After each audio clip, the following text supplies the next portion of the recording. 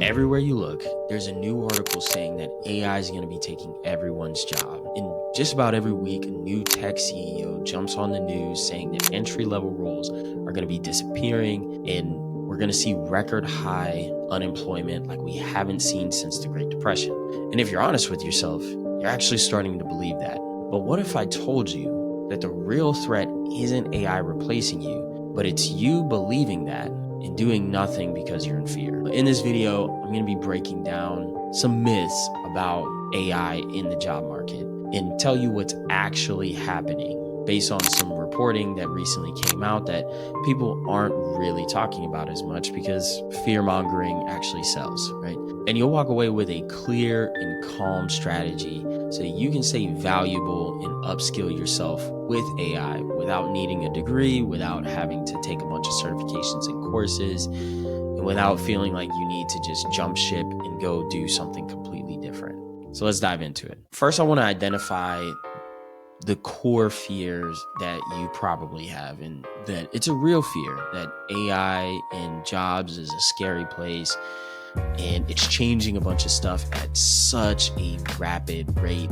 that we've never seen any type of innovation like this. Now, the truth is AI is starting to change jobs. It is making adjustments to the way that we work, but this panic around mass layoffs and people losing their jobs forever isn't what's actually being shown in the data.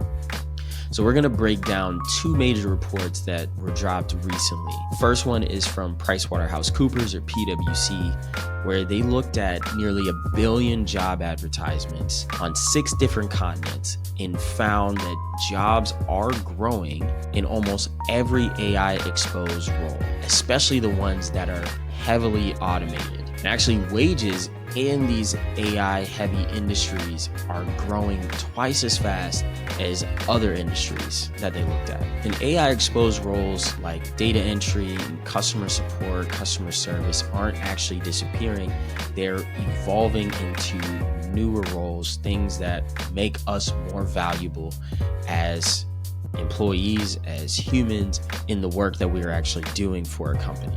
So instead of this job loss narrative that we keep seeing out there that's causing a lot of fear and panic in the streets, we're actually seeing jobs being reshaped by AI. But let's dive even deeper into the myths. So I have 3 myths that I want to cover in this video, and I'm going to be breaking down each myth with 2 to 3 key points. So with this first myth of AI is just wiping out and killing jobs, let's touch on 3 main points. What's actually happening is job demand is going through the roof, especially in the roles that most people think are just going to go away completely, like customer service, data entry, anything that is very routine work, right? Only 2 categories that saw a decline in jobs were what they call keyboard clerks, so data entry, transcription, customer service roles, those types of jobs, and some legacy IT roles. Data analysis was in there, some coding or lower level, entry level coding positions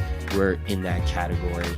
And they saw a slight dip in the jobs that were available, but not at the level that we keep hearing about in the news. Second key point is that wages are actually going up, and going up in a major way. Workers with AI skills, even just having prompt engineering as an example that was in the report, are earning up to 56% higher wages and salaries on average based on all of the industries that they looked at. And these weren't in very niche type of roles or roles that are heavily using AI, like AI researchers or other roles. It's across multiple industries. Just about every industry that they could look at that AI was in, it was seen in here. And the third key reality is that AI isn't a cost-cutting tool or being used to really cut large costs, which is usually headcount. It's actually being used as a growth strategy engine. They found that 70% of CEOs said that AI will transform the value that they can create in the company, not just trimming the headcount. 82% said that AI increased or had no impact on their hiring. So it either went up or hiring just stayed the same. versus going down. And what these 3 points are showing us is that AI is not replacing human labor. It's not replacing human work. It's amplifying and supporting what humans are actually doing in their respective fields. Everything from coding and IT all the way to agriculture. So I want you to think of AI like this intelligent assistant that knows just about everything that is out there, that's on the internet, that's ever been published, but it needs to be led by somebody who has more knowledge and context about what's going on in their actual field. And you can be that person to leverage this very intelligent assistant to your benefit. But let's go on to the second myth, which is you need a degree to keep up. And I love hearing this myth around social media with, in my comment section on the content that I put out around this, because it's just not true. But I'll let the report speak for itself on this one. The reality from the report is that skills are changing at a rapid pace, but employers are actually starting to catch up with this change. So they looked at skills in heavily exposed jobs, again, like the data entry work or lower level coding jobs. They found that skills were changing 66% faster than other jobs that weren't as exposed to AI in the workplace. But the companies that were seeing this growth in this fast pace and skill change are starting to invest in upskilling and reskilling their employees versus just replacing them altogether. The second key takeaway from this was the degree doesn't matter as much anymore. So having a formalized education isn't being pushed as heavily when it comes to roles that are heavily using AI or exposed to AI. Formal education demand is actually dropping, what this PwC report found, and they're dropping faster in roles that are heavily using or automated with or augmented with AI. Because employers actually care more about what you can do, the skills that you have and what you've been able to solve versus the credentials or the fancy schools or the badges on LinkedIn from LinkedIn Learning that you have. So there's a new path opening up for people to shift into building these micro skills or these new meta skills by learning AI and using it, getting more hands-on training and tools that they can use in their jobs right now, and also focusing on continuous learning while AI tools are starting to adapt and this technology starts to take more shape in work environments and in different industries. And the last myth that we're going to bust today is that AI can think like a human and it's just as smart, or if not smarter than a human. I know this has been going around from different AI companies out there, and they put out these impressive benchmarks and, well, AI can pass the bar exam and it can do all these good things. But another report, this one came from Apple, showed that these reasoning models and AI models aren't actually as smart or as aren't able to really reason like we can reason, right? So let's dive into that. What Apple found is that these large reasoning models from ChatGPT, OpenAI, or from Claude, or from other bigger companies that are building these models, they actually did very poorly on complex tasks. So the more complex the task, they found that there was a lot of overthinking going on with the model, where they ended up thinking themselves out of the right answer just to put out something.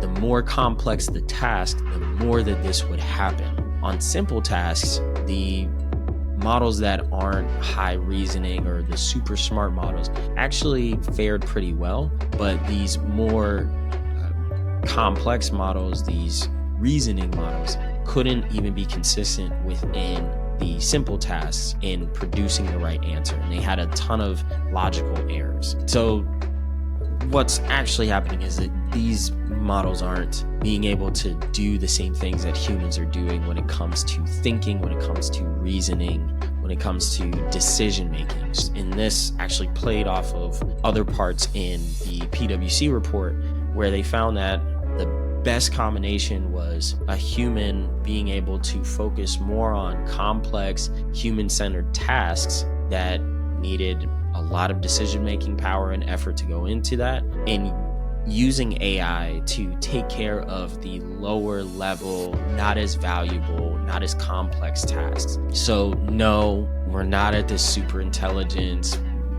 AI is not at this place where it's going to outthink you and outmaneuver you and be able to do your job better than you can do it. That's not what's actually happening, no matter what these companies are trying to say to prop up their own tools and make their own money. But now, knowing all of this, knowing what AI is actually doing and the opportunity that it presents for you to make more money, how can you learn to use AI? What's a good strategy to follow so that you can be more effective in what you're doing, get ahead of everybody else in your industry, and be able to take advantage of that 56% gain? Now, again, I want to just reiterate, if you are scared of using AI or scared about AI or just even overwhelmed, you're not alone in this. There's a ton of fear and panic, but sitting in that fear isn't a strategic move for you. It's not going to get you in the place that you want to be. You have to shift from this place of fear to a place of curiosity where you can actually take action. And you don't have to be technical to be somebody who uses AI in the most valuable way to get the results that companies are looking for, and then also get paid for yourself in return. Now, I've done this in my career. I used AI back in 2022 to actually pivot my role from being a recruiter to a human resources analyst. And I made the mistake of trying to take a fancy certification. I went to try to take a bunch of courses, and they didn't really help me take the information that I learned and use it to solve any problems for the company that I was working for. And when I started using ChatGPT back in 2022, I started to stumble on this process that I now call the Zero to AI process, that I've developed over 1,200 hours of going through the same method and using AI to do exactly what the report is saying and show more value in the marketplace. So I'm going to break it down for you as the strategy that you could follow. It's one of the most efficient and effective ones that other companies, even tech companies, are starting to use now. And it's one that my clients are also seeing results in using. The first step is we have to set a foundation and shift the mindset. You got to start thinking like a business of one that's selling a premium service to another business. We got to get out of this mindset that we're employees, where things just happen to us in our career and it's outside of our control, because businesses don't operate that way. After we adopt this mindset, we need to identify pain points that are worth solving in our industry, ones that are most frequent in multiple companies in the industry that we're working in or that we want to pivot into or work in. And we're not talking about pain points that are, around busy work for the company, because that's not real. We're looking for the real problems that you can use AI to help fix and solve. Because in step 2, we're going to be building AI-powered projects around our existing skill set that solve those problems for those companies. And the last step is you want to document and share your results. Now, I did the first 2 steps when I worked at Volkswagen and I was making my pivot. But what I didn't do is save this project elsewhere so I could document my journey and share my results out in the form of content, or, because we're thinking like a business, marketing material that shows the rest of the world, the rest of your industry, what you can do, what problems you solve, and how you're the best person for them to pick on their team to solve the problems that they have. Like, you give them an edge, which also gives you an edge. And nowhere in this process do you need to take any bootcamp courses, do you need to do any certifications, or do you need to go back to school to get another degree. And if you want a deeper breakdown of this process, you're going to want to click on the next video that pops up, and I'll see you over there.